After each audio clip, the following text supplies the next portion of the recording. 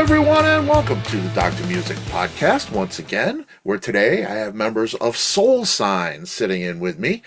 Soul Sign, a group of world-class veteran musicians out of LA, deliver strong, raw, classic rock, hard rock. Well, we'll get into a little bit of a description and see if I'm right about that.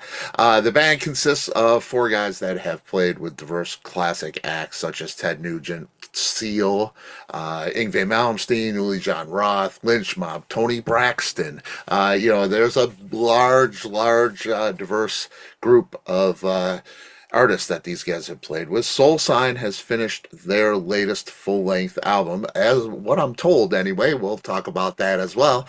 I have Rob Math, guitarist for Soul Sign, and Bjorn Englen, the bassist for Soul Sign, from the band here to give us all the details. Welcome, guys. Thank you.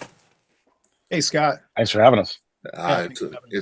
It's great to have you guys here. I want to start at the beginning with Soul Sign because I have these small facts and there's large gaps in it. I just want to understand where the band started and how we got to this point. So I'm getting 95, the band started. That's quite a while ago. Now I know there's a release, Life in the Dark, in 2011. That's quite a distance from 95. And now we have another one in 24, which is another big gap. So kind of give me the idea of where we've gone from the very beginning to where we are now, in a nutshell. Well, it all kind of started with me writing and recording some demos and stuff with a friend of mine, great songwriter and friend, back in 95, 96. And we actually made an EP demo with a couple of guys. Drummer was sort of hired to do the recording, and kept recording. He sort of left to pursue other things. We put a little band together to do some shows around Southern California, and did that in the late 90s. The band sort of got put on hold for various reasons. One being that a lot of the guys in the band were more like session guys, like myself, involved in a lot of other projects. So it sort of got put on hold for years till about 2007 or so, when we started writing and recording the first record.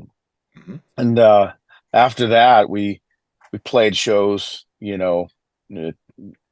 up till about 2014, 2015, and then about 20 this lineup kind of came to formation for probably about 2010, 2011. Rob joined, and Mike joined 2011, and Mark joined the band in 2012. And that's been, for the most part, that's been the lineup. From here and there, we've had some substitute step in and stuff like that to cover. But that's been pretty much it. And the band's been unfortunately put on hold a lot, and because of people pursuing other things.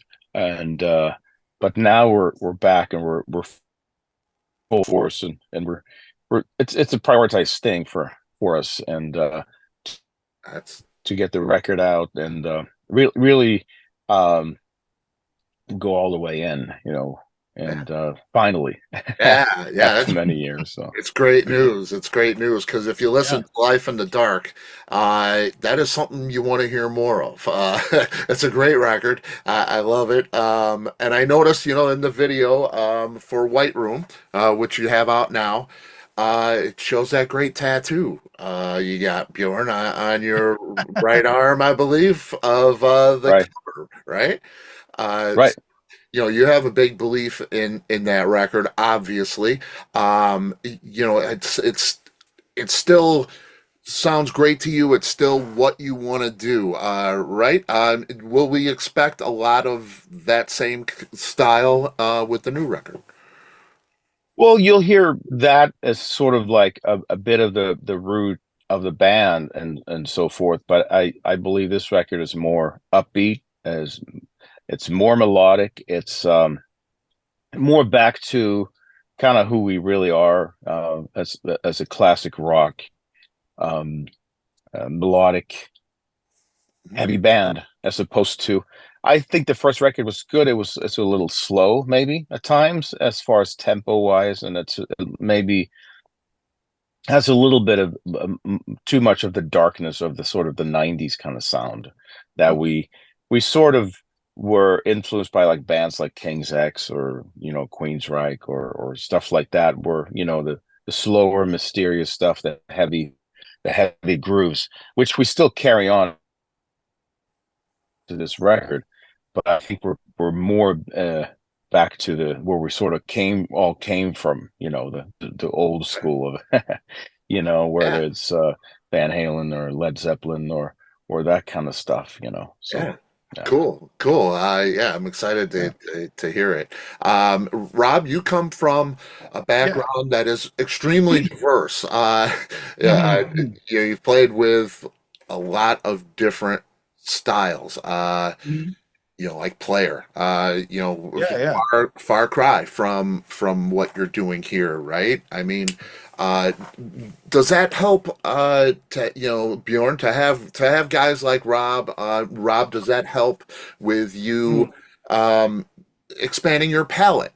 Oh, And you learning your instrument more, I would think, to play it and master it in different ways. well, yeah, well, I mean, definitely. I guess it's just something I was always, I don't know, I was always good at, kind of, I don't want to say being a chameleon, because I have my own thing that I do, but it's like this sort of a melting pot of all these different styles that I've always, grabbed and learned different things from. So,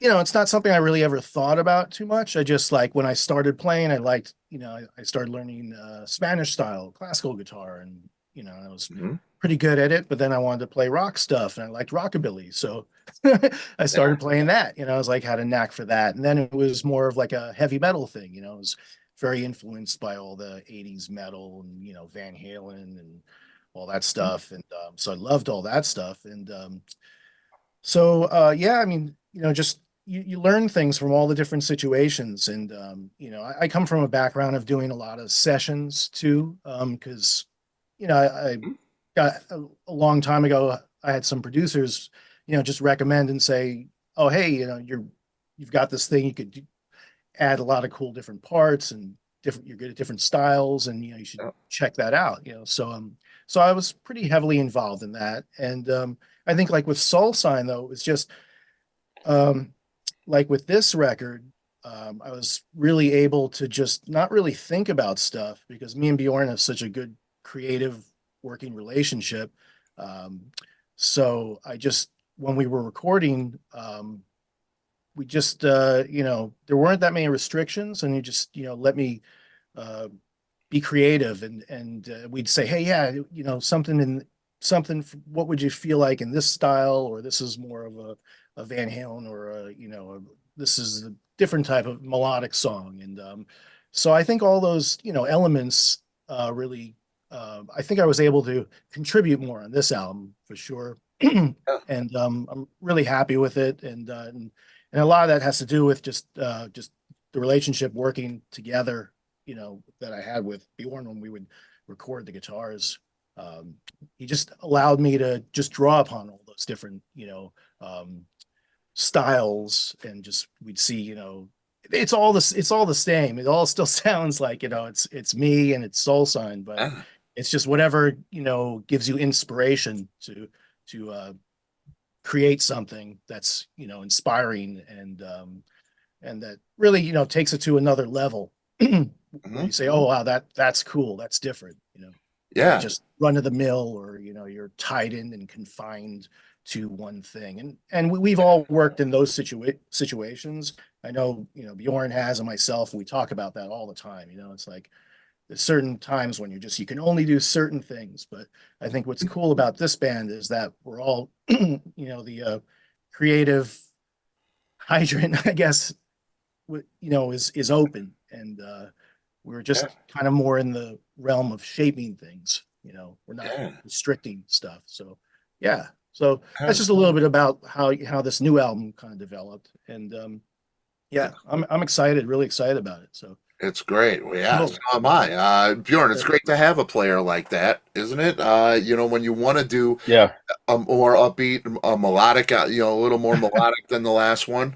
You get a guy like Rob who's played, some really melodic pop stuff, and metal with like Leatherwolf. Um, it helps to have a guy like that who can give you some harmony and lightness Mm. and give you heavy stuff as well. Well, it's stylistically, I think we're really we match the whole band really, and working with Rob is always great.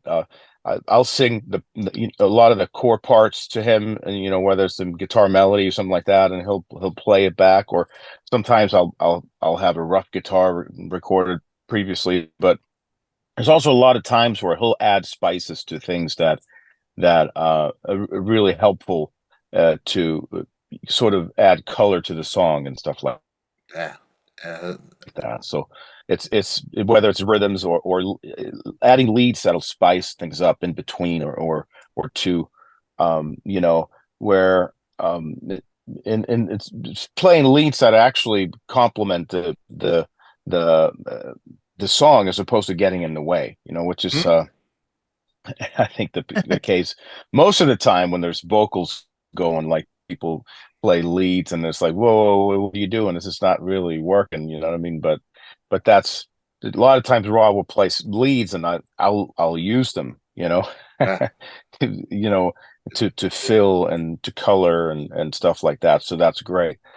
yeah, It's really helpful and I think it goes with the entire band where it's a good working unit on a musical level, but also on a personal level, big time. Where it's nice to see everybody get along and in the capabilities of playing stuff that you can sit all day long and try to explain something to someone. It could be a good player, but th they still won't be able to do it because they don't get it. You know what I mean? It's like I yeah, think you either get it or you don't get it, and having obviously that, and but also being able to play things, whether it's melodically or technically, is it's so yeah. Rob and I, we always have a great time working and yeah. laying guitar tracks. Yeah, we It's a blast, really. yeah, we would have some marathon sessions. I don't want to interrupt, but like we just we did a bunch of it during COVID too. So um Yeah. there Yeah. was like that, I don't know, that element going on, and just we kind of both work, similarly, like where once we'd start, Bjorn would say to me, "Hey, do you want to take a break in like an hour or something?" And I'm kind of once I get going, like the engine starts turning, like I'm like, let's just, keep going, let's keep going. And he's like, "Yeah, I'm good with that." And and so Yeah. we'd both be creative, and I'd come up with an idea, and then he'd help me shape it, or he'd have an idea, and I'd work like that, and just gave me a ton of freedom. And but yeah, we would just really get in a creative mode, and really be able to put down some really cool stuff. And it's crazy, man. After one of the sessions we did, actually, we went like, I don't know, was it 5 hours, 6 hours or something, like without eating, or just because we were so into how we were working. um Yeah, and so I think yeah, for the most part, that's been the case where we won't eat yeah, at all for yeah. And I almost maybe passed all out, day, remember and that? you get in the zone, and it's Yeah, like you don't want to take a break and stop that and eat and get all yeah, because fatigued then you get and tired. Yeah, Yeah, yeah, that's great. I mean, the chemistry is so much of the musician band thing. so yeah. It really is. You can have a group of mediocre players if they all jiving and focused in the same way, they can sound great together. And I mean, you guys, of course, all veteran, great musicians. So to have that chemistry and be putting it into something creative is a force for sure. Can't wait to hear it. Now, let's get to it. The full length record, correct? Correct. Yeah. Okay. When do we get it? What's the title? What is the you got any projected release date or anything like that? Right now we're shooting for August 10th. Not 100% sure, but needs to be confirmed real soon. And the title is Desert Fire, and kind of a funny story about behind the title actually. So there's a title track with this same title, and one of our favorite songs, definitely on the record. And it's funny when we were laying down um, bass and drums for the record. We're out in the desert at the drummer's studio doing all this, and I'm looking at the wall, and I go like, look at the wall and the ceiling. I'm going, look, it's like all black.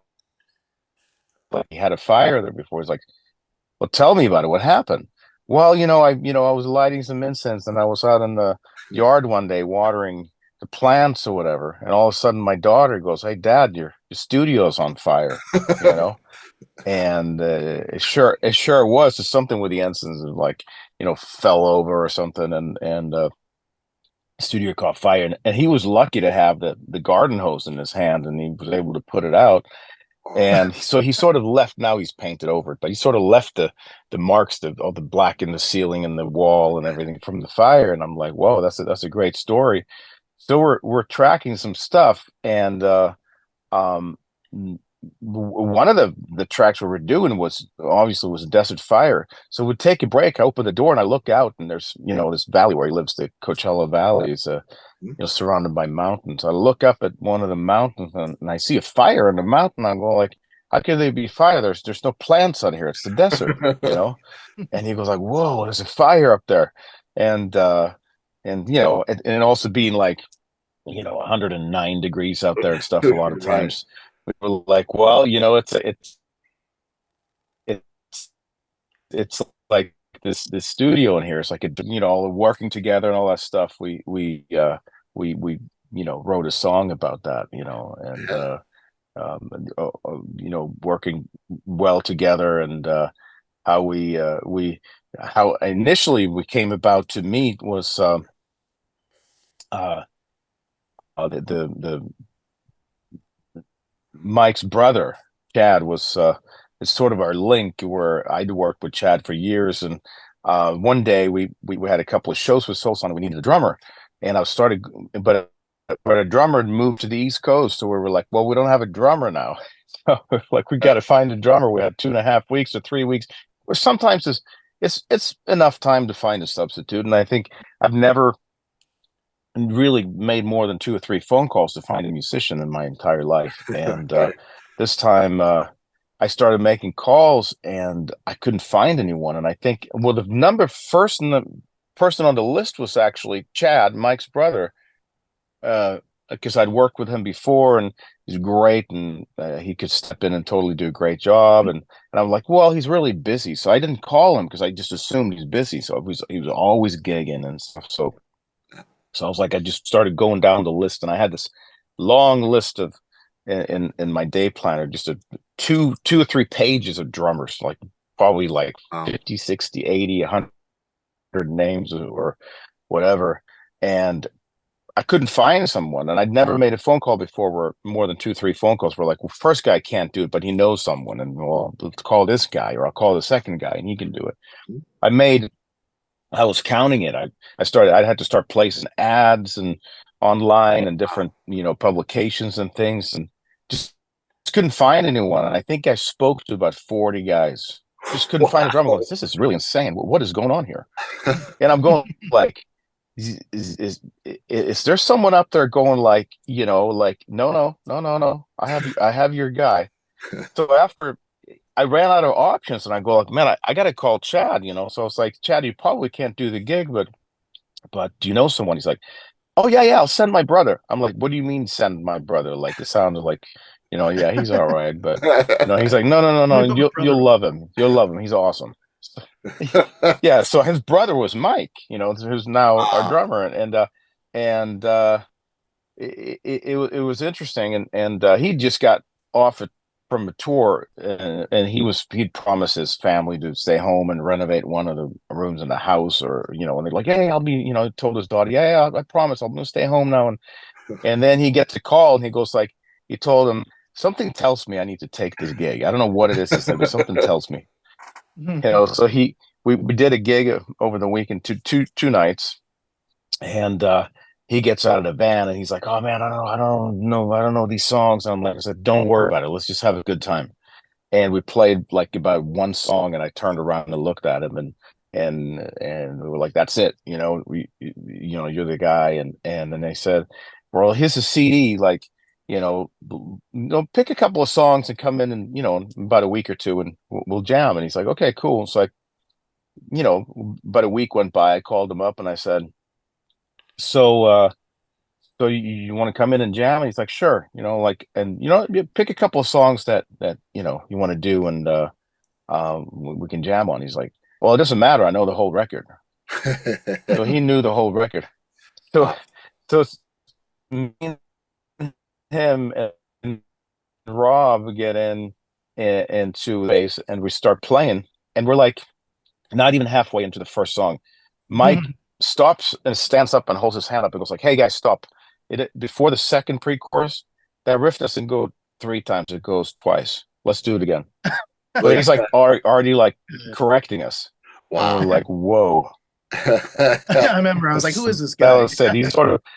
I use him as an example when I do clinics and things like that. I said, like, this guy just he gave the gig to himself, and it's like a good Right. example of being prepared, because I always get the question like, how do you get successful, and is it just talented guys get lucky and they get this one phone call? I'm like, no, no, no, no, no. Let me go down a list of like 19 things that you have to have. If you only have 18, you won't make it. And then everybody gives like these big eyes, and then I use this Mike's story as an example of like Yeah. being prepared, knowing the songs. Yeah. It's Yeah. one major factor, and being a guy that can hang, a guy a good personality and good intentions and all that stuff, Yeah. big Yeah. big part of it. Yeah. I So think it translates not only to bands, to regular any job really. You need to show that you care. You need to be prepared. You need to come and get ready to work. yeah, And he Yeah. definitely did that. That's great. That's awesome. yeah, really awesome. And I have a friend of mine is the motivational speaker, Dave Anderson, writes a lot of great books and things like that. And he had one book going, and he goes like, "You I want you as a guest writer in one of my books, and tell a story about how something he calls how you can be unstoppable, basically successful. You got the number of things together, uh, um, and you're basically unstoppable, as far as being successful." And he said, "Tell me a story about someone who's unstoppable and who have all these characteristics of an unstoppable person." So I told him Mike's story. It was like about a page and a half of the story with bringing Mike in, and so it ended up in his book, which That, is you Cool. kind of a good selling book and stuff. So it that's was kind of great. nice to be able to tell that story Yeah. publicly, and Yeah. Yeah, well, it's an important one, and it is a recipe for success, and you want guys yeah, like that, who are going to give 110% each time, they're coming out to play. Yeah, that's why, you guys are veterans and been doing this a long time, and you make a living at it. So, it's not by mistake. yeah. Uh, We you know, tried. pretty cool. Now, you mentioned collaboration with Rob, you and Bjorn, and is there? Do you guys write the bulk of it and bring it in for Mark and Mike? Do you guys get in the same room? Do they bring in ideas and you flesh them out? How's the writing process work for you guys? Well, this time around, I'd say about half of the songs were me and Mike working up stuff together, jamming and stuff like that. About half of the tracks were stuff I had either from recently, or a couple of the songs were actually leftovers from back in way back in the day. So it's a little of both. And and then when we record and stuff, Rob puts his flavor on his parts, and Mark will put some flavors as far as adding, harmonies and things that are like, whoa, that's really great, and stuff like that. So we all contribute, but in the future, I'd like to see everyone involved in the writing process, and all getting in a room together and jamming. And we've already started doing that Yeah. here and there. When we get together and rehearse, we'll jam up some parts and we'll record it on the phone, and so Mhm. document it so we can pull it out. Right. So Definitely. yeah, so there's thousands of ideas on my phone, and I'm sure everybody else's, that you get an idea at 3 in the morning. You wake up and then you record it, and but you better title it so you can find it later. Right. Right. So you know what it's for, because it's it starts getting kind of a big clutter in there and stuff. But I've always loved collaborating and with people, and then if you can do that, I think sometimes you can come up with some parts that you otherwise wouldn't come up with. You Yeah. you sit and together, um, bounce ideas back and forth, and just being honest with one another. Like the very first person I wrote with in Soul Sign, with Magnus Anderson, there's actually a couple of tracks on the record that uh, he contributed to musically, and we would sit and just bounce ideas back and forth. I'd come up with a bass groove, or a bass line, or he come up with a riff, and we'd turn it into a song. But we'd be honest about things. We'd sit and bounce ideas back and forth, and it'd be like, well, he goes like, well, that's great, but not really. Or I'd even say, like, if he would tell me like, no, that sucks, Right. without hurting my feelings. I'm like, no, that's good. We need something better. He's like, yeah. That's not that good. We'll just that honesty thing, and Hmm. back and forth, where you can really bounce up some really cool stuff. And that's a great way to write, to me. Not just between a guitar player and a bass player, but maybe between a bass player and a drummer, or guitar player and a drummer, and stuff like that. You can or the three of us will get in a room. Me and Mike and Mark will me, Mike, and Rob, and we'll get in and just bounce musically and start jamming. Yeah. And sometimes, Mike will be like, "That's great, man. We should use some of that for the next record." And I'll press record, and we'll we'll save it. Yeah. So who knows what will be for the next one. But Yeah. this one first, we'll get this one out. We'll do some shows, and we'll That's we'll cool. take this one on the road, and well, we got some really good tracks, and I think we're excited to see what people are going to think about it, and what the favorite song is going to be for people. It's Yeah. always that's you never know, right? So Yep. As Yeah. as far as like contributing to, like, a lot of the stuff I did was in the recording phase.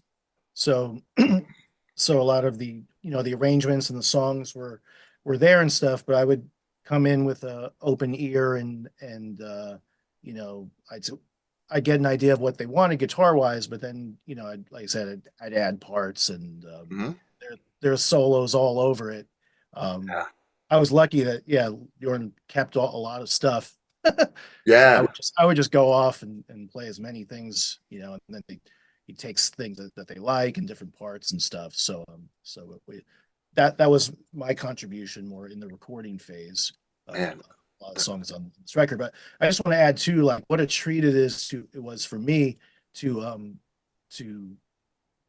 record the guitars and contribute that way, and then um, hear the vocals that Mark would put down, and the mixes. So I hadn't really heard much of the vocal, even like a lot of the scratch stuff, and then maybe a couple weeks later or something, Bjorn would say, "Oh yeah, here's the song." Mark put down his vocal, and I would just hear it back, and I was like, wow, whoa, that just sounds great. So what a treat it is to have, a singer like Mark Bowles heading all this stuff as well, and be in a band with these guys, Mark and Bjorn and Mike. Mike's just a monster drummer. So Yeah. a lot of cool elements. But Yeah. It's a good recipe, I think, musically, where you have one missing link. It could be like somebody who's not necessarily doesn't get it, or it's not into the same stuff, is not capable of playing some of the stuff, or it's just sometimes it's just and I should say it's a chemistry thing where you have good chemistry together, and I feel like we really do, and like Rob said about Mark, there's nothing he can't sing. Yeah. And the guy just keeps getting better and better. Most of the time well, you know, yeah, we're over 40. but when oh yeah, when male singers hit 40, something happens with the vocal cords, and it just starts taking a Sure. bit of a nosedive a lot of times, and you have to start tuning down. And Yeah. we're usually tuned down a half step, and sometimes even we'll tune the E string to D, so we're basically in D flat a lot of times, D Mhm. D flat tuning. But it's nothing Mark can't sing. He's just a monster, and so easy to work with. I mean, I'll do oh a yeah, scratch vocal, and it's I don't have to worry about the range or the key, or and things like that. So it's really a pleasure where you don't have to worry about like him being limited as far as his capabilities. It's So incredible. Yeah. yeah, Yeah, he yeah. is and listening to him for years now in his different projects. It's just like you say. I mean, I never hear a decline. It's always he sounds just like he did. When I listened to the Yngwie trilogy album, Yeah. it's yeah, probably where I heard him the first time, and is like, wow. And now I hear this stuff, and it's it's the same guy. It's like yeah. he hasn't lost a thing. He, 100%, and he's a natural talent, not only, but it's where he really could or should be giving advice to singers about like how do you take care of your voice, and how do you really sing, how do you really how you properly use a proper technique to get your tones out, Yeah, where there's something he does, there's a lot of things he does, I think that a lot of singers could learn from, yeah. aside from just He come out with a having the vocal natural method. talent. Was that Sorry. right? As you say, he could probably come out with like a good vocal method or something, Seriously. Yeah. Yeah, I mean, I mean, he's and amazing just live. He's, that exactly the same, that strong, powerful, it's crazy. in pitch. yeah. Everything's I like, remember when he first joined and we're rehearsing, and the first singer in my entire life that told people to turn up. He would tell the guitar oh player yeah, or me to turn up, and he goes like, "Come oh on, it's yeah, rock and roll, turn up." yeah. He's like, And I turn was it like, up, man. "Wow." Sometimes he would sing and he wouldn't even be using his mic, and you could Yeah. still hear him like just kind of warming up singing with the band, and we're like, unbelievable. It's crazy. Yeah, and that's the thing, he hasn't lost the thing. And it's, he's not a soft singer. He's not a guy who, talk sings. He's sick Yeah, hard. yeah, He belts it out. His vocal is very, heavy and harsh a lot of times, Yeah, and he really yeah. sings out. So, to maintain that type of singing is extremely difficult, man. It's great to hear. It really is. Yeah, very much so, and it's yeah, and he's just a great guy, and I think that's obviously one of the most important things, that we get in a room together, and we get along, and we have mutual respect, Yeah. and there's no weird, strange egos getting in the way, and stuff like that. So, but speaking of his vocals, it's obviously it's easy to mix a vocal too loud, and that's something that you have to be careful with. Hmm. uh and when I mixed a record, I noticed his vocals are they cut through no matter what, so I kept turning down and turning down and turning down, and there was times I'd be like, he's still too loud in the mix. So, and he'll just cut through, man. It's just he's got such a strong voice that it's very unique. It is. It's So cool. It's cool. yeah. yeah. But Um, yeah, go ahead, Ron. No, I was gonna say you're right about that with Mark wanting us to turn up. He's like one of the few singers that ever was like, "Yeah, turn it up, man, turn it up." So Yeah. I'm always getting, thrown under the bus for for being too loud. You know, Right. Yeah. Well, you know, he whatever has. it is, it's like it's Rob. Turn down. Well, yeah, the But singer has to sing over you, so it's a strain on the voice. But he's just, no, he likes it loud. Yeah, yeah, he belts it out, man, and yeah. just I don't know how he does it for the years as he's been doing it. It's great. It's Yeah. amazing. I want to go over White Room, the new single. You got a video for it. The one thing, one of my favorites, I love the beginning part too, with you guys, the bass and the guitar going, it's fantastic. Um, but the one thing I noticed, I know the song really well, and I noticed a lyric change.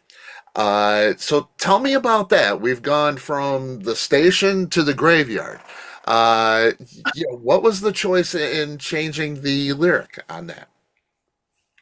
Well, me talking to the label that put out the record, put out this song as uh, um, basically initially it was their idea to say, hey, listen, I think you guys should do a cover of an old classic, and White Room was the first one that came to mind immediately. I was like, we got to do White Room, and I asked the other guys, and they're like, "Oh my God, that'd be great, man! That's a great choice, and I think we would really sound good, and we'll just do it our way, you know." And so, I started talking back and forth with the our guy of the label, and he's like, "Well, I think you should just go whatever you do, just go straight to the chorus." I said, "That's great." I agree. So, cut out everything. Like, how could Beatles be wrong, right? They would go straight to the chorus all the time, Right. and I'm like, this is I like it. I love it. I'm kind of like a get to the point kind of guy when it comes to songwriting and stuff like that and arranging. So we kind of got in a room, me and Mike and Rob got in a room and we sort of did an arrangement real quick. We're cutting out parts that we thought were too long, like the intro part, like da da da da da da da da. We'd Hmm. cut that in half. We start cutting things down. But as far as the lyrics, we were also talking about having sort of a dark theme because they were asking me like, how do you want to do the song? I said, well, I see something more dark, a darker video, like a darker lyric, and we started talking about like a filming at a graveyard and all these things, and we started looking. I started looking at the lyrics, so I read through it real quick and I was going like, you know what? That station thing, that doesn't really make a lot of sense. I don't know what the song is about, laying in a room doing drugs or something like that, most likely, but being all high and everything. And so I said, I'm gonna take station out and put graveyard in and see what happens. And the guy was like, that's a great idea, let's see what happens.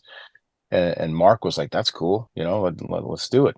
So um, yeah, it's down the road we went and kind of used that theme for the video, and it worked out really well, and kind Yeah. of doing our own thing with it, Yep. taking it down our own path, and Mhm. everybody in the band agreed, and they're like, "This is great. This is more like us, and we can definitely with the lyrics also musically make our own sound with this." So. Yeah, it's great. It's great. Yeah, and Cool. I have to ask you. I'll go back a little bit here to the Life in the Dark record. There's I like the little bit of ambiguity to what you do sometimes. I know there's a short bass piece I want to ask you. The short bass piece on the album called Between the Lines, and it has a subtitle. It's N379N3. Uh, I've always, I hear it. It's, a 30-second piece. It's really cool, kind of an intro. But what's the N379 or 397? What is that number in that sequence? Anyway, yeah. So, what was the question again? The subtitle. Yeah, the subtitle. If you take it and you turn it upside down, it spells out England. So, Ah, okay. Yeah. I didn't know that. Yeah. It's a beautiful So thing. and I kind of actually stole that idea from Billy Sheehan. He did that on his the one of his Talos records where he does a bass solo, and I was like, what does that number stand for? And I Yes. don't know who told me, or I read it in Guitar World magazine or something, where he's like, no, that's like you turn it upside down, it says Sheehan. I was like, Right. well, that's pretty funny. So I'm like, I'm going to steal that one. That's And cool. so Nice. and yeah, I know Billy. We're friends, and he I'm sure he wouldn't be upset about that. So I was like, well, it's kind of a funny thing to. So so yeah, that Yeah. and people always like going like, what the heck is that number like? And it's kind of funny.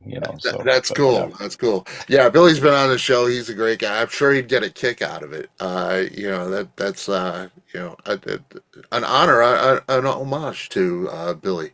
Really, he's a great guy. Very yeah. cool. Very cool. What does touring look like for you guys? I know you have your hands in all kinds of projects, and Rob Mm. still doing Leatherwolf. Is Yeah, that yeah. still yeah, it's still a Still thing. active. We're still Yeah. doing shows. Yeah.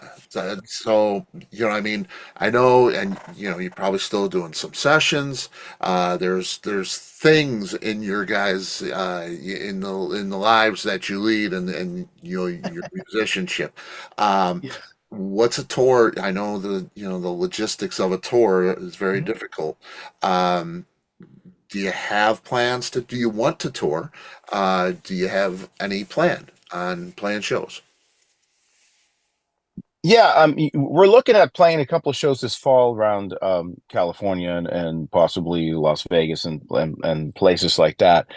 We are talking to our management about getting on a tour as an opener for another band with deep, obviously an appropriate band with a style that would work for us and stuff like that. So we're sort of talking back and forth about that right now, and obviously it takes some planning. So most likely wouldn't be maybe till in the late fall, early next year. Also, we're speaking with a couple other artists, and don't want to reveal anything right now, but kind of a unique idea of going out as it's a little package thing. It's in the planning stages right now, but could be a very cool thing. And as soon as we book the first couple of shows, I can reveal what it is. But it involves some people that I've worked with before, and it could be a very cool thing, and something we're excited about, and something that we'd like to take on the road, not just do shows here and there, but something we could definitely take on the road and take to Europe and stuff like that. And sometimes when you work together with other artists and you do like a package deal, it can be quite interesting. You're not listening to one band for 90 minutes. You're hearing different things, and that's sort of like this thing is going to present a sort of a nice sort of combination where Soul Sign would be part of that package. And so we get different things cooking, and Yeah. nothing uh, nothing solid at the moment, but we definitely want to do a record release show like it coming up in around August, September, possibly the latest for the record, and that's that's in the making too. So Man, yeah, exciting stuff, man. What was that, Rob? yeah, I was gonna say for sure, yeah, we definitely we want to be out there and playing shows, and like Bjorn said, we're looking at a couple of touring possibilities and stuff.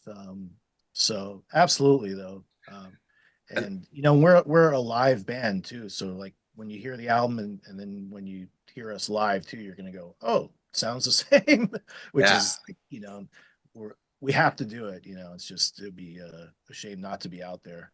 Um, yeah, a for bit of a sure. bit challenge for Rob sometimes because he'll lay down a couple, two or three different guitar tracks in one song, That's and true. then Yeah. he'll have to do like a hybrid of the three to come up with a live version. But he always manages to Yeah. to find a part that works, and it's like any song. You have to you have a studio version and you have a live version, but a lot of the songs are raw. Like the first single we put, "Clean Soil," there was only really one guitar track through the entire song. A lot of times, Right. we'll put two identical tracks for at least, one left, one right. But in this case, there was only one guitar, and something I noticed after he left, and all, we never put two rhythm Oh, really? guitars down on We this didn't one, double and it? Oh, I don't think we did for the most just part, and or at all really. So yeah. I kind of panned the bass and the guitar slightly, like a little bit, like 11 o'clock, 1 o'clock, 10 o'clock, 2 o'clock, a Mhm. little bit. So we'd have that little bit of stereo picture, kind of Yeah. old school, stuff like that. So, but when we and it's kind of like how you play too. How everybody plays will fill out we're kind of like the old school power trio kind of Yeah. format band, really. Yeah.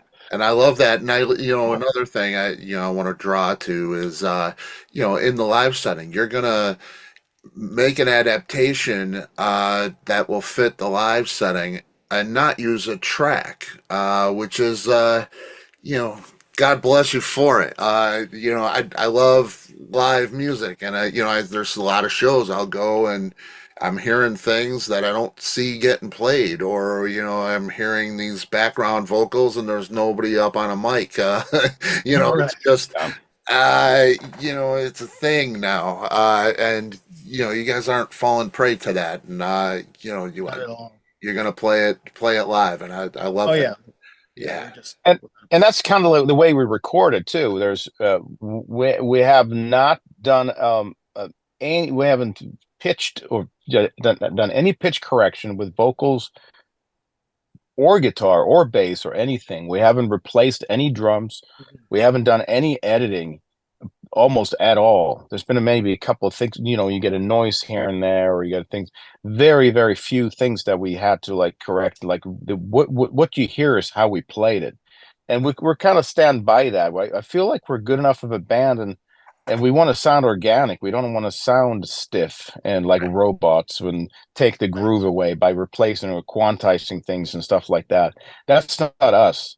And, yeah, and for us to fall into that cookie cutter kind of mainstream thing, it would be kind of pointless and useless for us. It wouldn't really do us any good, or do the listener any good for that matter. yeah, So yeah, it's what you hear is what we played. So that's and yeah, and that's even more nice when you take it live. It's we can keep it that way. We can keep it spontaneous, sort of like we don't necessarily play every part exactly the same every time, yeah. or like it was on the record. So Yeah, it's raw, it's organic, it's integrity in the musicianship, all of that stuff. I love it. It's fantastic. yeah, Uh, thanks.